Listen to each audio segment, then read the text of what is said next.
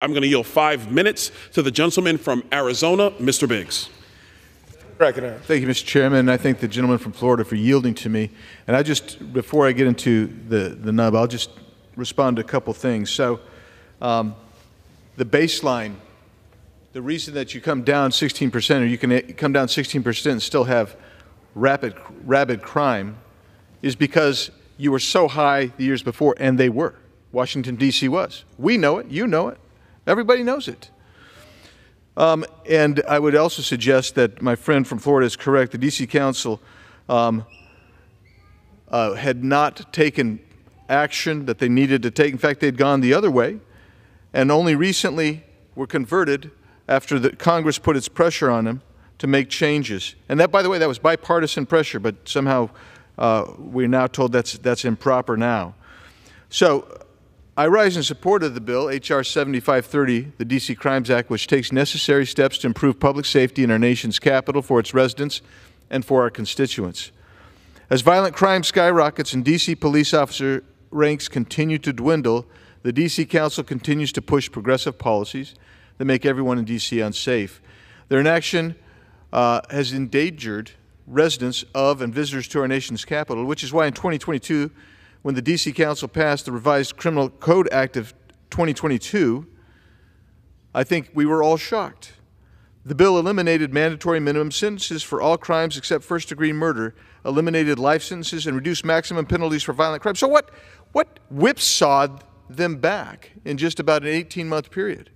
I would suggest to you, respectfully, it was because Congress was exercising its constitutional oversight authority over the District of Columbia, and that persuaded the council that they were in the eye and being watched by Congress, and their residents were also unhappy.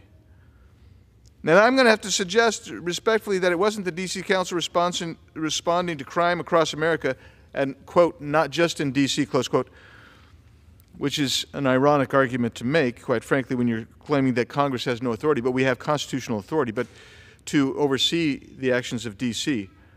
But the reality is the council was responding to oversight that is authorized by the Constitution. And so Congress responded by blocking the reckless D.C. Act from taking effect by advancing the bipartisan H.J. Res. 26 into law. Response, D.C. Council then passed another bill, the Comprehensive Policing and Justice Reform Amendment, which targeted D.C. Metropolitan Police Department officers and their ability to combat rising crime. Congress attempted to block this act with H.J. Res. 42, but President Biden vetoed the bipartisan disapproval resolution, ensuring D.C.'s anti-police reforms went into effect. Result, the D.C. Metropolitan Police Department has lost over 1,200 members since 2020, and staffing remains at the lowest level in 50 years, with officers often citing the D.C. Council's restrictive laws as their reasons for leaving. In a hearing last year, former D.C. Police Chief Conti noted that MPD needed an additional 800 officers to be fully staffed. As a result of the Council's continued soft-on-crime agenda, crime in D.C. has increased 30% in 2023 compared to the previous year.